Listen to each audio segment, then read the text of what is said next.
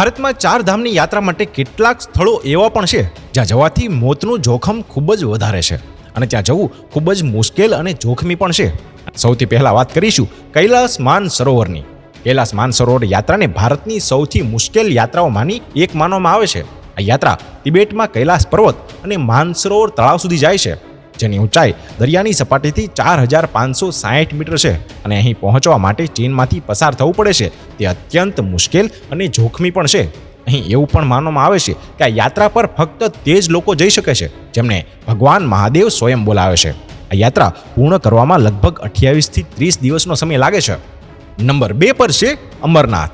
અમરનાથ યાત્રા જમ્મુ અને કાશ્મીરના શ્રીનગર શહેરથી અંદાજે 135 કિલોમીટર દૂર આવેલી છે. આ યાત્રા દરિયાની સપાટીથી 13060 ફૂટની ઊંચાઈ આવેલી છે. અહીંનું વાતાવરણ ખૂબ જ મુશ્કેલ અને જોખમ ભરેલું છે, જેના લીધે યાત્રા દરમિયાન પોતાના જીવ ઉપર ખૂબ જ જોખમ રહે છે. એટલા જ માટે અહીં મુસાફરી કરવા માટે પહેલા નોંધણી કરાવવી ખૂબ જ મહત્વપૂર્ણ છે. અને આગળ વાત કરીએ ગંગોત્રી અને યમનોત્રીની. ઉત્તરાખંડના ઉત્તરકાશી જિલ્લામાં સ્થિત ગંગોત્રી અને યમનોત્રી પણ ખૂબ જ મુશ્કેલીવાળા ધામો કહેવાય છે. આ બંને સ્થળોની ઊંચાઈ અને આકરા ચઢાણને કારણે અહીં જવું ખૂબ જ ભયાનક છે.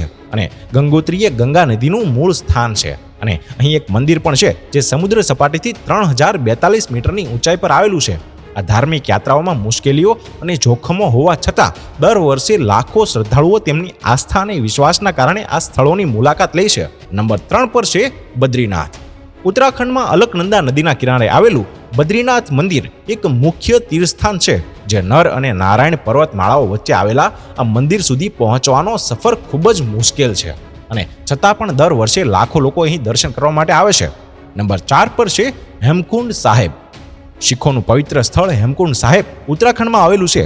અહીંની યાત્રા પણ અત્યંત મુશ્કેલ માનવામાં આવે છે. અહીં પહોંચવા માટે 19 કિલોમીટરની પહાડીઓનો સફર કરવો પડે છે, જે પગપાળા કે ખચ્ચર પર બેસીને સિદ્ધ થાય છે, જે ખૂબ જ જોખમી પણ છે. નંબર 5 પર છે પાવાગઢ. ગુજરાતની પ્રાચીન રાજધાની ચંપારણ નજીક આવેલું પાવાગઢ મંદિર વડોદરા શહેરથી લગભગ 50 કિલોમીટરની દૂરે આવેલું છે. આ મંદિર ઊંચી ટેકરી પર આવેલું છે અને અહીંનું ચઢાણ પણ એકદમ મુશ્કેલ માનવામાં આવે છે. નંબર 6 પર છે શિખરજી. ઝારખંડના ગિરહિડી જિલ્લામાં સ્થિત શિખરજી સ્થળ જૈન ધર્મનું મુખ્ય તીર્થસ્થાન છે. આ પર્વત સમુદ્ર સપાટીથી 4000 ફૂટની ઊંચાઈ પર આવેલું છે અને ત્યાં સુધી ચડવું ખૂબ જ મુશ્કેલ માનવામાં આવે છે. નંબર 7 પર છે વૈષ્ણોદેવી મંદિર. જમ્મુ કાશ્મીરના કટરા જિલ્લામાં સ્થિત વૈષ્ણોદેવી મંદિર હિન્દુઓ માટે એક મુખ્ય તીર્થસ્થાન છે. આ મંદિર સમુદ્ર સપાટીથી 5002 ફૂટની ઊંચાઈ પર આવેલું છે અને કટરાથી તેનું અંતર લગભગ 12 કિલોમીટર છે.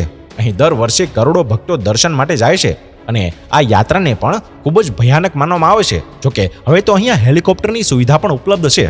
અને નંબર 8 પર છે નૈના દેવી. હિમાચલ પ્રદેશના બિલાસપુર જિલ્લામાં સ્થિત નૈનાદેવી મંદિર શિવાલિક પર્વતમાળાની ટેકરીઓ પર આવેલું છે. આ દેવીનું શક્તિપીઠ પણ છે અને અહીં પહોંચવાની યાત્રા પણ ખૂબ જ મુશ્કેલ માનવામાં આવે છે.